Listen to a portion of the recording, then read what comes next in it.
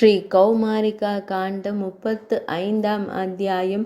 ஸ்தம்ப ஈஸ்வரர் என்றழைக்கப்படும் ஸ்தம்பேஸ்வரரின் பெருமை. குறிப்பு: தாரகாசுரனுக்கும் ஸ்கந்தனுக்கும் இடையே போர் நிகழ்ந்த இடத்தில் அமைக்கப்பட்ட வெற்றி தூணில் நிறுவப்பட்ட லிங்கத்தின் பெயர் ஸ்தம்பேஸ்வரர். நாரத மாமுனிவர் கூறினார்: குமாரரால் இங்கே குமாரேசர் நிறுவப்பட்டார்.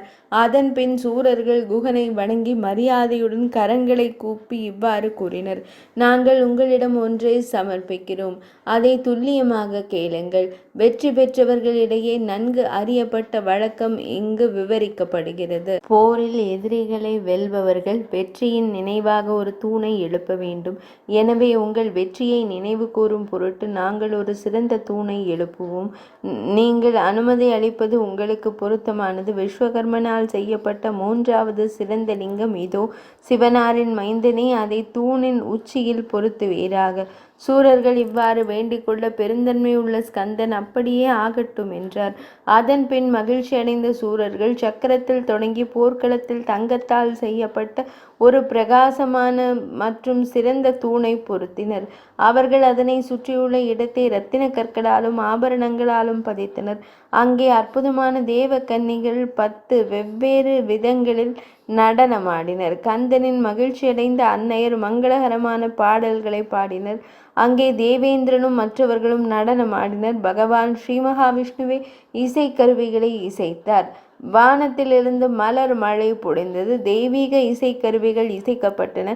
இவ்வாறு ஜெயா என்ற தூணை நிறுவிய பின்னர் பிரபஞ்சம் முழுவதையும் மகிழ்விக்கும் ஸ்தம்பேஸ்வரர் எனும் தெய்வம் பிரம்மதேவரை தலைவராக கொண்ட மகிழ்ச்சி அடைந்த தேவர்கள் அனைவரின் முன்னிலையில் மூவிகத இறைவனின் மகனால் பிரதிஷ்டை செய்யப்பட்டது. இவர்களுடன் ஹரி, ஹரன், தேவேந்திரன் மற்றும் முனிவர் குழுக்களும் இணைந்தனர்.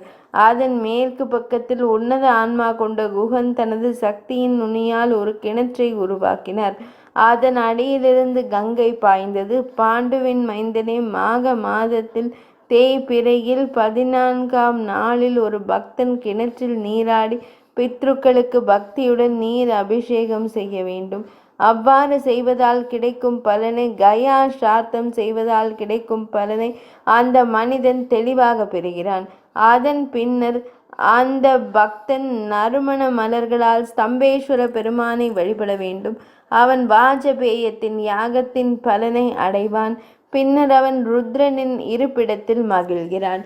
பௌர்ணமி அல்லது அமாவாசை நாளில் மகியும் கடலும் சங்கமிக்கும் இடத்தில் சார்த்த சடங்கை செய்த பின்னர் எந்த ஒரு பாவமற்ற நபரும் ஸ்தம்பேஸ்வரரை வழிபட்டால் அவனுடைய பித்ருக்கள் திருப்தி அடைந்து மன நிறைவுடன் ஆசிகளை வழங்குகிறார்கள். எல்லா பாவங்களையும் போக்கிய பின்னர் அவர் ருத்ரனின் உலகத்திற்கு செல்கிறார். அங்கு அவர் கௌரவிக்கப்படுகிறார்.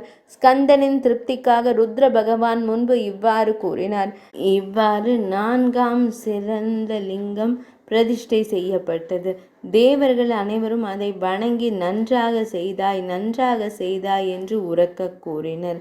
35ஆம் அத்தியாயம் இனிதே நிறைவடைந்தது.